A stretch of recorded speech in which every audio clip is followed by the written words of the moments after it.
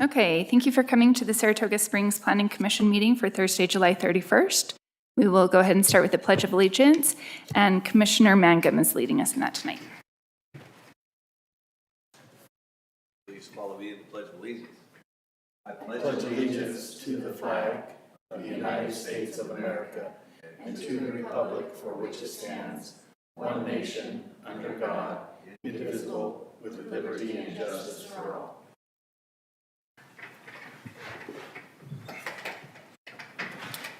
Okay, and we are going to excuse Commissioner Wilden tonight, and Commissioner Karn has now joined us, so perfect timing on that.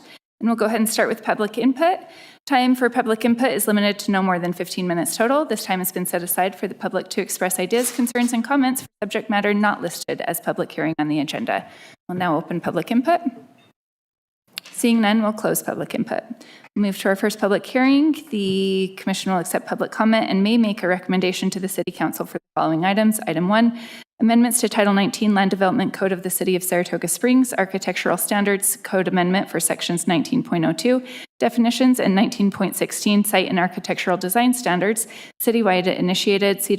Senior Planner Roy will be presenting that, possibly. Yeah? Thank you, commissioners. So this what we have on the agenda tonight is actually it's a large item. It's something that we've been working on for a while now.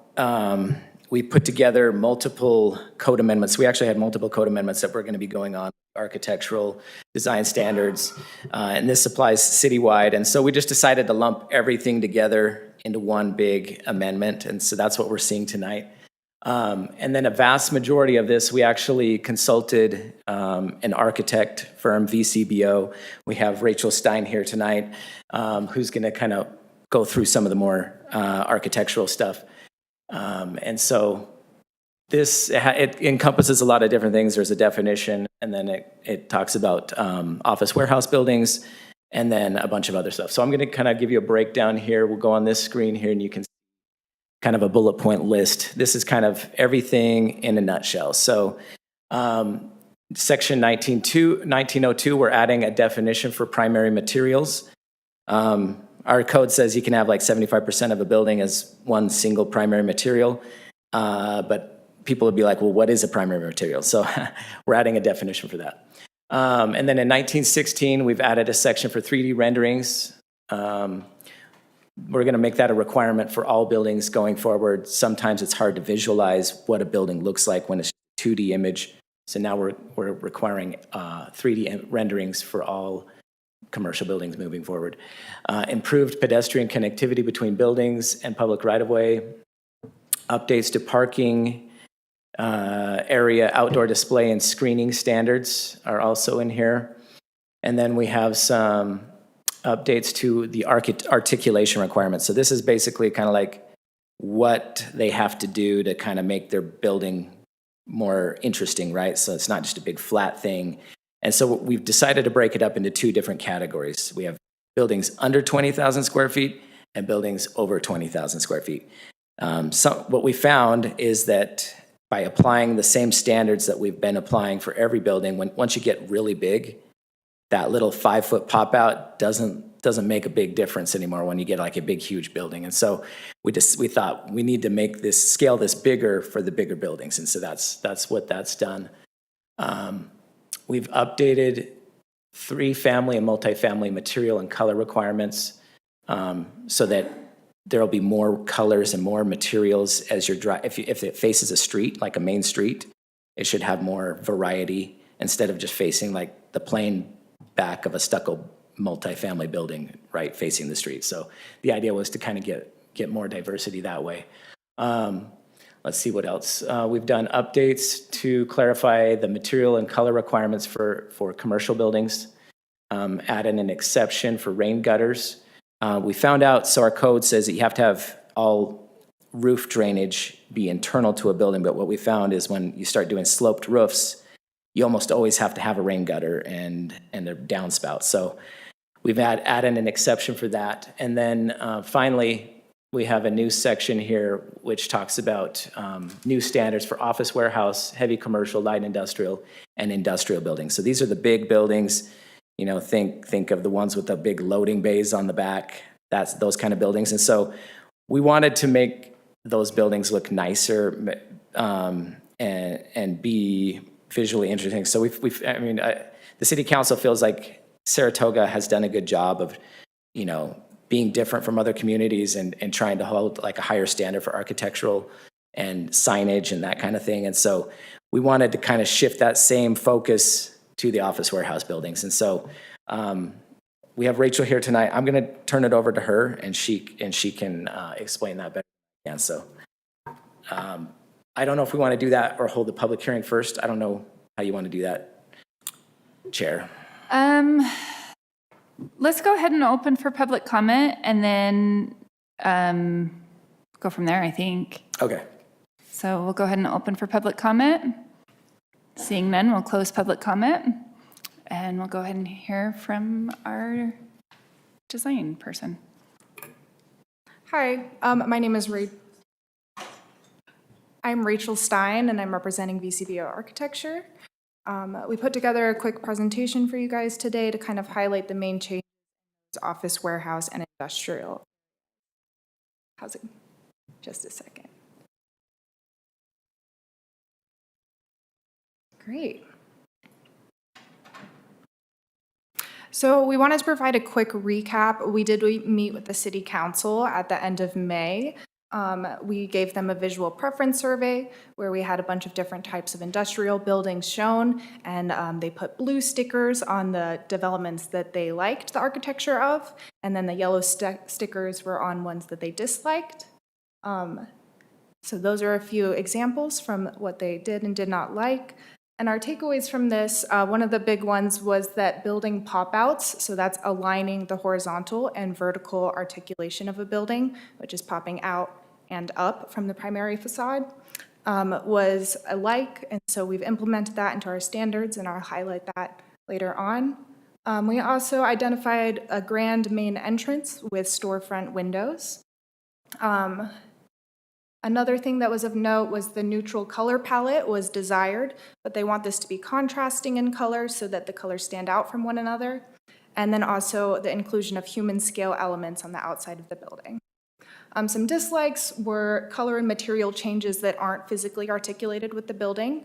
So on the left there, you can see how it's a flat facade, but they're changing the material and color. It doesn't quite have that standout effect as some of the other buildings.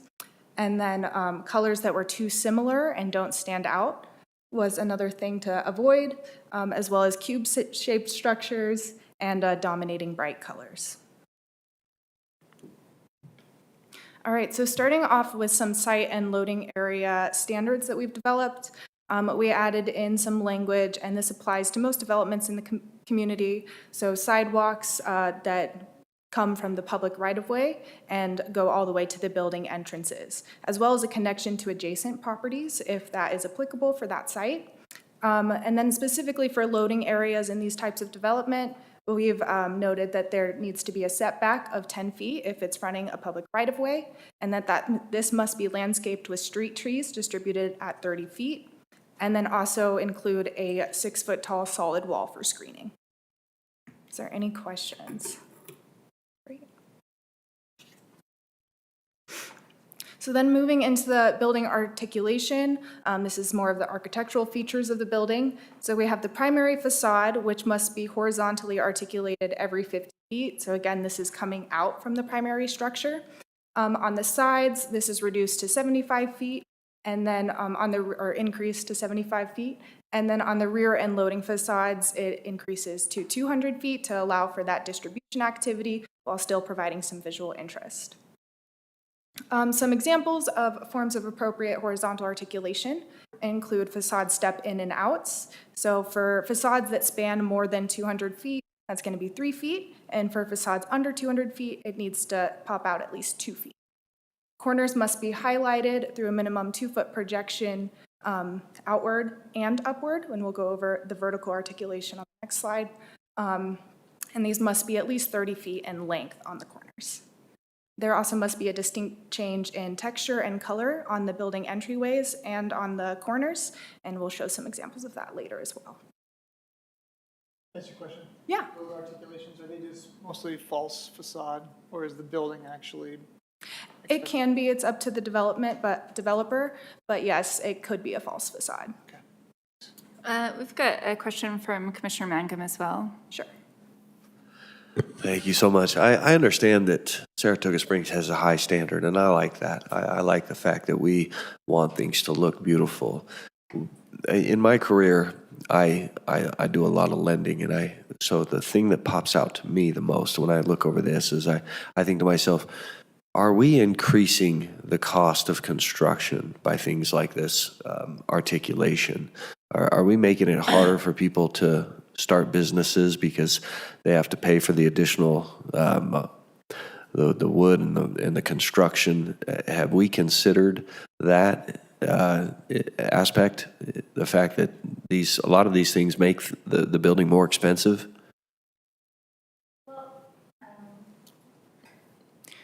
That is something to consider, that some of these things will make it more expensive, but that's also subjective, and Rachel can probably answer that better than I can, just in terms of cost, because they deal with that more. But it does depend on the materials and how they're applied and things like that. So there are ways it could be more expensive, but there's also ways that that those costs could be lessened depending on what materials and applications. Yeah, I second what Sarah said, that it is pushing the standard a little bit to increase the architecture, but especially material costs, that is where we're looking at a higher cost. And the materials, we've given a lot of options as well as flexibility from the Land Use Authority for people to present other materials and make sure that it passes the standards. Okay. I'm going to just say, I appreciate that question. Let's maybe hold some of these questions that are more, let's ask questions directly to what's being presented and hold the more discussion-like questions till the end so that we can have a conversation about that. Commissioner Miles, though, was yours? Okay. Great. So moving on to building height and rooftop features. The roofs shall be flat. This is a general applicable thing for these types of developments, and they shall have parapets, which is a slight wall and raised around the main roof, and these should be sized to visually obscure any rooftop equipment that may be on top of the building from the public right-of-way. And then we are also standardizing a 2-foot vertical articulation along with the horizontal articulation. So everywhere the building is required to be horizontally articulated, it must also articulate 2 feet, project 2 feet upwards from the building, and that kind of creates that effect where it looks like a portion of the building is popping out. Lower roof elements are also encouraged, and they are required over main entries and any occupied rooftop spaces. So anywhere where there's pedestrians likely to be concentrated or just a more trafficked area, it will have some of those shade amenities.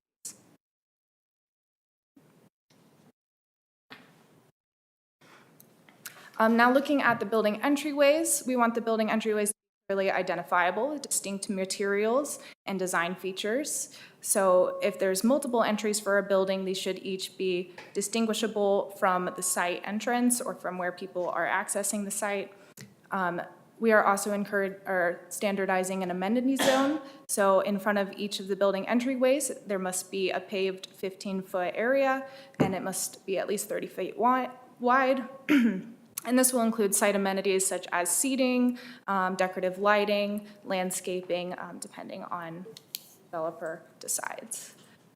We are also standardizing several things for each entry, so that includes the parapet or wall elements, awnings, canopies, or other rooftop elements that extend at least 3 feet outward, so that's providing that shade for the entryways, and then a distinct material and decorative lighting at each of the entryways.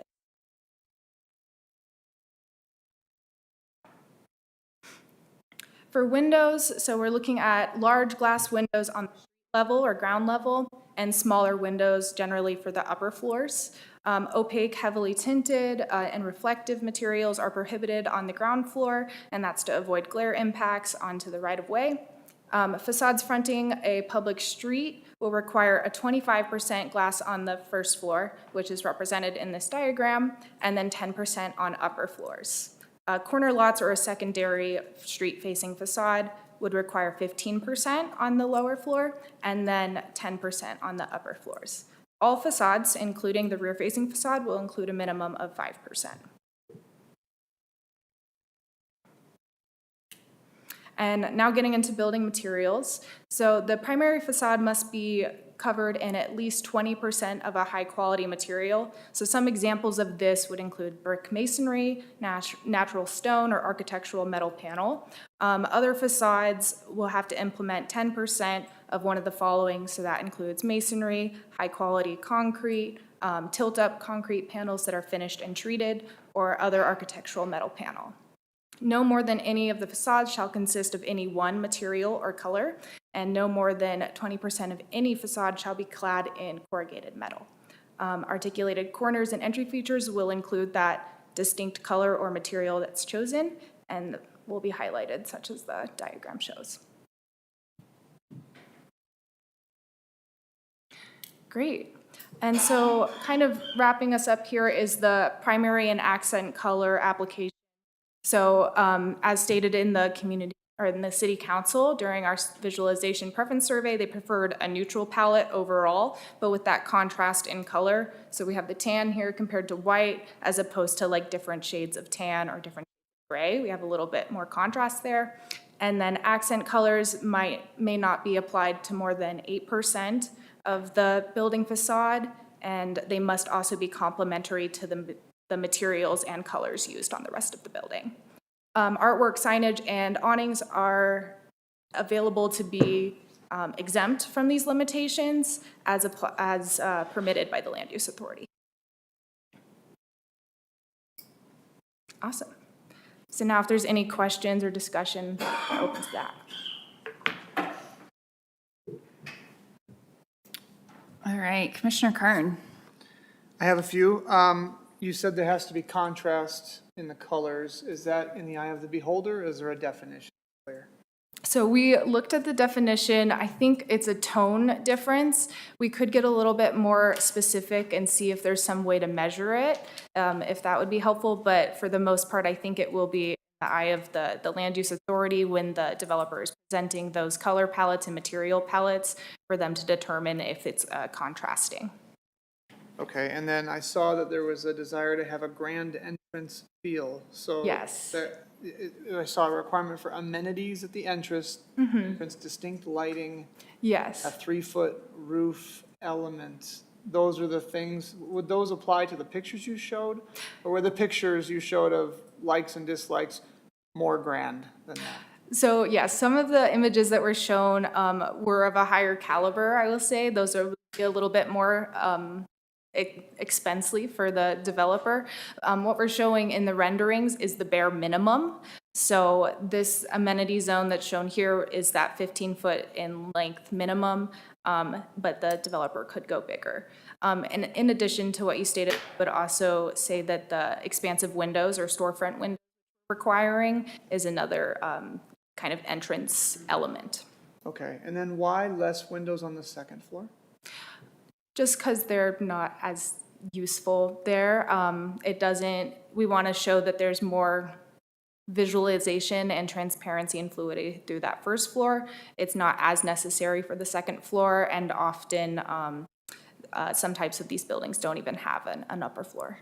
Okay, and then I saw you said 5% windows on the rear. Yes. For an industrial building, does do windows present a safety or a security risk? No. People can see in and... Yeah, so in our example here, and that's the back facade entirely, we do have them located higher up so that they're not within those distribution direct loading zones, so that could be achieved in this way. And Okay, this is for a loading type building, but this applies to any building more than 20,000 square foot, is that right? These standards are specifically for the industrial and business. Okay, so there's gonna be loading doors most likely. Mostly, yes. Okay, and then why invest on the rear of the building? So Would we rather have them spend their money on a grander entrance if they're gonna spend money versus the rear of the building. Right, that's a good point, and we could consider it in a case-by-case basis. I think what we are considering is the four sides architecture in the case that this building could be fronting a public right-of-way or some other development where it might be visible. But we could adjust that standard to consider the lot placement and what it's abutting. Okay, maybe my question for the city planning, how often do we have a rear of an industrial building that is facing a city right away? Is that a common thing? We have in the city now, you can see the rear as you're driving by. Okay, Yeah, so we care. we do care, yeah. Okay, thank you. That was all my questions. Great. Thank you, Commissioner Carn. Commissioner Mangum. Oh, thank you so much. So again, this kind of goes back to my profession and who knows if it'll ever happen. I would love to own a big fancy, big massive warehouse where just baseball's trained inside. So when I look at this type of code, I think to myself, a grand entrance makes sense to me. I want people to know where to go when they're coming to the building. But then I start to think with all these changes, what was the standard and where are we at now? And are we increasing the cost for somebody to build? The articulation, making it pop in and out like that, it seems like a waste of money unless there is a way to do it without increasing cost. And so that's the question in my mind, is it increasing cost? In 10% windows on the upper, 15 on the lower, I'm thinking to myself, what was it previously? Are we increasing expense for builders there? And the reason why I constantly hear from builders over and over, the cost keeps going up, the cost keeps going up. And so I'm thinking, am I looking out? Am I trying to help make it more realistic for people to own a business and build a building? And so I'm wondering what are the standards previously and what are we going to, like with the 10% windows on the upper, 15%? Did we even have a standard previously for 20% high quality material and amenities at the entrance? I mean, do we have any measurement at all that tells us these changes are going to increase costs by this much? Or See them in the packet, the old standards. They're there of what it was. It's likely that this will increase costs. The goal was to improve the aesthetics on these large buildings due to the mass and scale. In the case of something like baseball indoors, they could do faux windows on that upper level rather than actual glazing. So there are options that they can consider. It's really to break up the mass and scale of such a large building. So we didn't necessarily compare cost by cost. When you do add windows, it does increase cost. The previous code required articulation, so on the back elevation required articulation. 2 colors of materials was already there. It required articulation, but it was working on the size of buildings we have in the city, and it wasn't working on larger buildings. So it wasn't turning out to be enough. We had a warehouse come in, and their articulation was an 8-inch brick on the top of the roof parapet. And so it was just on the scale, on a building of that scale, it's so minimal to just add 8 inches. So it was to achieve the same level of standard that we have on other buildings that are smaller in regard to articulation, but to do that on a bigger scale. And Austin, can you Just to add answer? a couple more things, yeah. So I mean, the windows, that's definitely a new thing. So like windows in the loading area, we did not have that standard before. The articulation, so like popping the building in and out, we did have a requirement like that before, but it wasn't very clear. And so one of the recent office warehouse buildings, it was a flex building actually, that came in, the developer, obviously, and to your point, we don't want to put an impediment to business and people starting a company or something, but I mean, they kind of pushed back and they did the bare minimum, which, if you're trying to get under a certain dollar figure, that makes sense. But it wasn't quite achieving the result that we had in mind. So we don't have a lot of office warehouse buildings, to be quite frank. Like Saratoga just doesn't have a lot. So we wrote something in the code, and I think when we saw what it looked like, it didn't achieve the result that was originally intended. And so this is to try and get that what was originally intended with the code. So I don't think that was the the objective was just to kind of get this certain look that the city council originally had in mind when the code was originally created. Thank you. Okay, thank you, Commissioner Mangum. Commissioner Mann, hold on one second. Thank you. So when I'm looking at page 10, which is referencing the non-residential buildings, section 5, specifically lines I and II, where we're discussing the downspouts and rain gutters.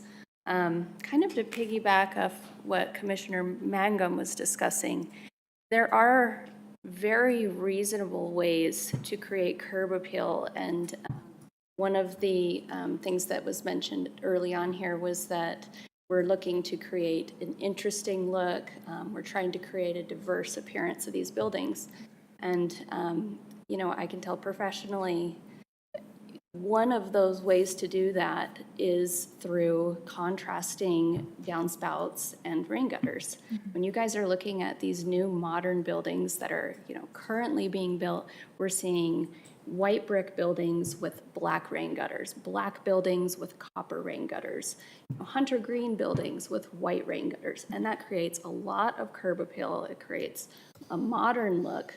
And so it almost, to me, it's like, well, why are we requiring these other things that are far more expensive for these builders to create, where we can achieve the same goal with something that may not cost anything at all? And in fact, we're prohibiting it with this addition to the code. We're actually, we're dooming our city to have to live in the past with our new buildings, where these builders are wanting to have their businesses look modern and new, and we're actually preventing them from doing that and prohibiting ourselves from being able to achieve that in a reasonable fiscal way. So I would just really, really encourage City Council to take a look at this, consider removing this verbiage, because I really think that it will ultimately hurt us. Just a quick Google search, you could look at a lot of the new current buildings and how they really contrast the colors of the building with the rain gutters, and that's prohibited with this new addition. We did prohibit it previously. We're actually changing it so you can have them on the exterior now. Well, it says on section I, all exterior, and this is in red, so I'm assuming that's new code. All exterior drainage elements shall be designed using materials and colors that closely match the building's primary or accent colors, and downspouts shall be integrated into the architectural design in a manner that reduces visibility. Where I'm actually saying, if you have a white brick building that has black downspouts, that's not reducing visibility. It's actually creating a curb appeal that makes it pop. Yeah, it is new language, but it's repeat for this particular section. So we do that in the code already with buildings. But yeah, if you want that feedback passed on to the council, they'll see that in the minutes. Yeah. Perfect. Thank you. Thank you. Thank you, Commissioner Mann and Commissioner Miles. Thank you. This has been very, very helpful. I think these questions have spurred on a lot more thinking for me. Just to clarify, though, and I think you have already, this wouldn't apply to any non-office warehouse type building, right? We're not talking the fast food restaurant or any of those chain or franchise type things that are known for a certain color and a certain design or whatnot. That's the situation. Yes, that's correct. Okay. That's helpful. Okay. I think these other questions have helped answer my other ones. Thank you. Thank you, Commissioner Miles. Commissioner Hill. Thank you, Austin and the planning department. And kudos that we are smart enough to get an architect firm that does this for a living, because it's so complex, and your breadth of understanding and the projects you're working on can bring so much to the table. So thank you, city and city council, for allowing that to happen. That would have put a tremendous burden on the planning department to do that. I go back to the reason that we're doing this, and this is to align us with the desire for a vision of our city, and we talked a lot about that. And as I read through this, I could really feel that we're more we're more defining the standards and requirements so that we can really tell our builders what to do. And I think that's really important, because if the builders can't know exactly where we want them to go, that wastes money, time, and effort, and staff's time. So thank you for updating this particular area.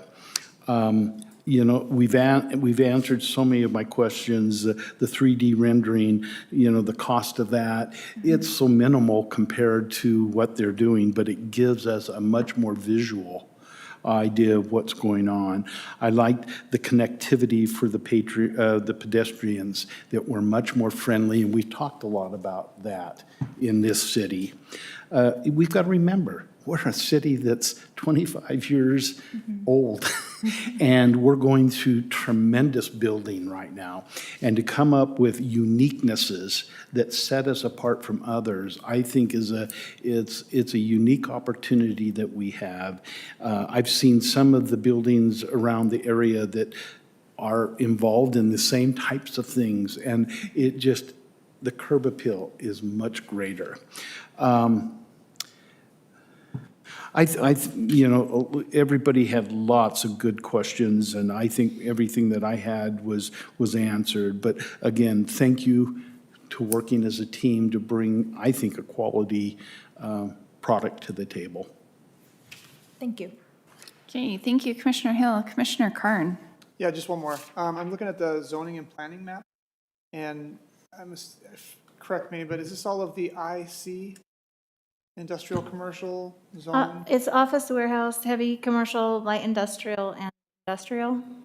Okay, those are the line items, but they are... OW, HC, LI, and I. Okay, then I'm using this wrong. Okay, I'll go do my research then, because I'm using the map and all I see is like IC, RR, yeah, R36, R110. Is that the right map? Mm-hmm. Yeah, those would be the residential areas, like the, Right. yeah. But But it should be, These are all in the IC areas, right? The dark blue? yeah, well, OW is a gray OW, color. I'm trying to remember what color that one is. OW's a light gray, industrial's a dark gray. Oh, there we go. And then we have some new, you won't see any light industrial yet. It's a new zone, so we don't have any of that yet. And then heavy commercial, I can't remember what color that is, but we only have Yeah, a it's like couple a light properties blue. with that zone. Can you show just where those Yeah. are? Do you mind? You're going to be faster than me. Sarah lives with those maps. So you'll see the ones we're talking about are industrial, so it's dark gray, office, warehouse, and heavy commercial, the dark red. And then we don't have any light industrial zoning yet. We have it on the land use map, but not on the zoning map at this time. It replaced office warehouse, so we still have office warehouse because we have properties with that. The areas you're talking about are going to be over here. Okay. This was approved up here. We have some applications and some approvals in here, and we have more coming. So that's the office warehouse zoning, north part of the city. And then we have some heavy commercial over here, and some office warehouse. This is existing. There's warehouse buildings on these locations here, and then this will be future. So then the code you're talking about now would apply to this heavy commercial, which will be next to regional commercial and mixed residential. Okay. And then we have, Pioneer there, and then just Yeah. east of Redwood, north of Mississippi. and we just have a little bit over by Wildflower of industrial zoning. So we don't actually have a lot, but in the locations that they're in, they're also somewhat next to other zones like residential, so. Okay. And in terms of land use, I mean, let's assume Jack's comment that this makes it more expensive. Do we want that?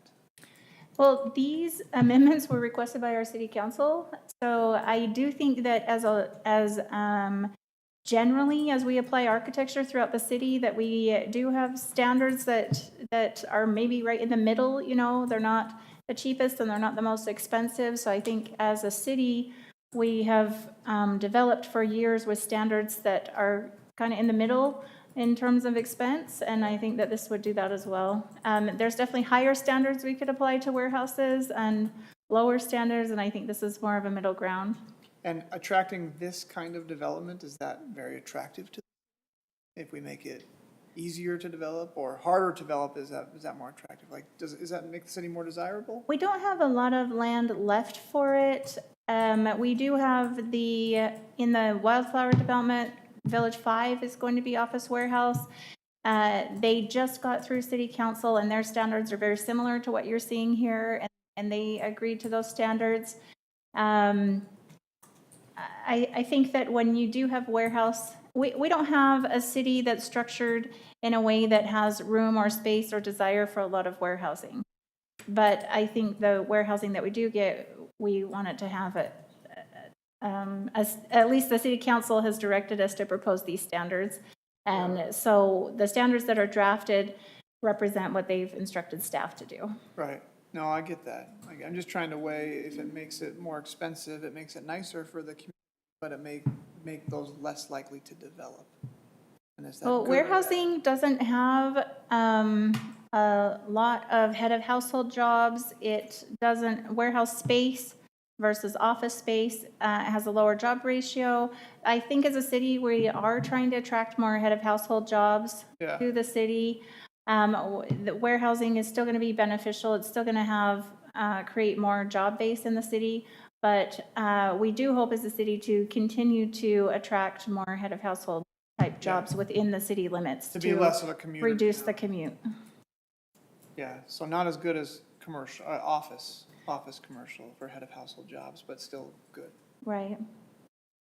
Okay, thank you. Okay, thank you, Commissioner Karn.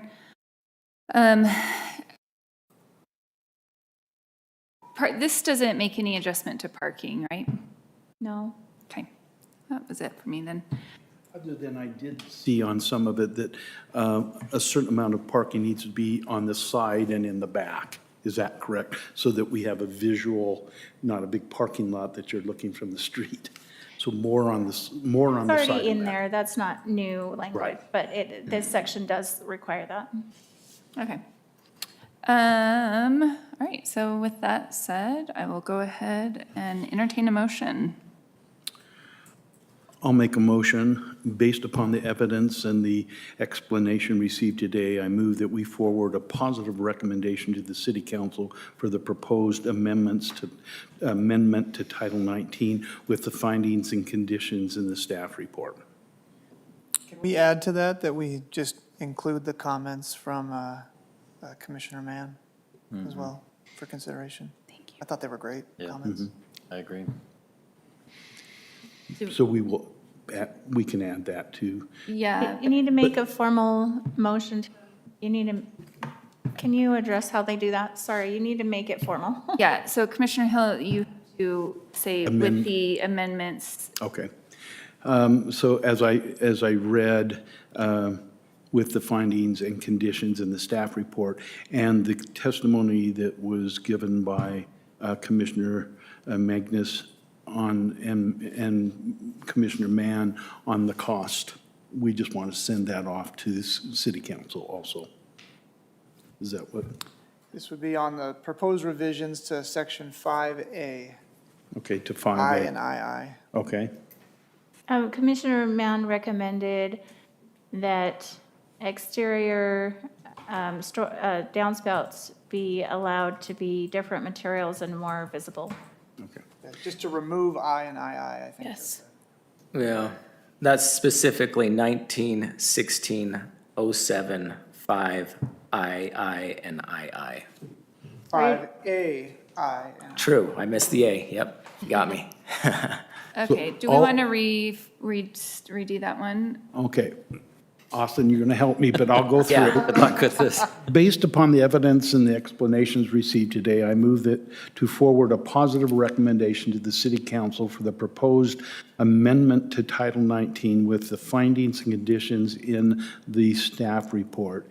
Additionally, we would like to make mention of section, We would like to remove. 1916-07 5A I and II. Remove. thank you, and reference that to testimony that was given by commissioners tonight. No, man. Right? By Commissioner Mann. By Commissioner Mann. All right, do we have a second? I'll second. We have a second from Commissioner Carn. Do we have any questions on the motion? I have a question. So is the way that that was worded, we're recommending that we are removing that section? Not what was said. Yeah, that's, Yeah, You could make a motion to amend the motion. all right. Okay. I can do that. I make a motion to amend Commissioner Hill's motion to remove I and II from the stated section. Okay, and then do we need to second that? Yes. Yes. Okay, I'll second that. okay, so we have a second from Commissioner Mann. Any questions on the motion? Okay, we'll now vote. All in favor say aye. Aye. Any opposed? Aye. All right, and Commissioner Mangum, if you'd like to explain your vote, you're welcome to Sure. do so at this time. I've never driven through West Valley and thought to myself, boy, that building's really plain. I think to myself, I like the idea that if I ever did want to get into business, that I could build a building as cost effectively as possible. I understand this, the city wants standards, but I think in the end, I'd like more information on any kind of an idea or an example of what these amendments will do to the overall cost of the building. That's my most curious question is, how do these amendments affect what it would cost a builder to build the building? And if I knew it was maybe 1% or 2%, I might let it through, but I don't know if this is a real expensive thing to increase costs, and so that's what's going through my head. Okay, thank you, Commissioner Mangum. All right, that closes that item, and we will now move to business items. And the commission will discuss without public comment and may either make a recommendation to the city council or approve the following items as needed. 1, approval of minutes of July 10th, 2025. I will now entertain a motion.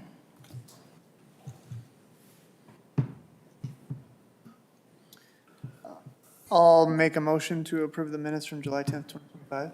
Thank you. We have a motion from Commissioner Carn. Do we have a second? I'll second.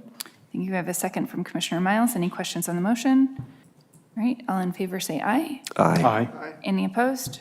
And that passes unanimously. And we'll now move to reports. First is commissioner comments. Do we have any commissioner comments tonight? All right, seeing none, can we get the director's report? Sure. At the July 15th City Council meeting, the City Council reviewed the Wildflower Village 5 architectural standards, which was for warehousing. I know we mentioned that earlier. And then they approved those. They are similar to what you're seeing tonight. And then there was also a work session held on the in-and-out architectural and potential variation requests, and they received feedback on that. And I don't think In-N-Out's going to request any variations. However, the council did give us direction to look at our nighttime lighting standards in commercial areas, so we'll be working on a code amendment for that. And then your next meeting will be August 14th, so, yeah, Just a heads up, I will not be here for that one. okay. Very well.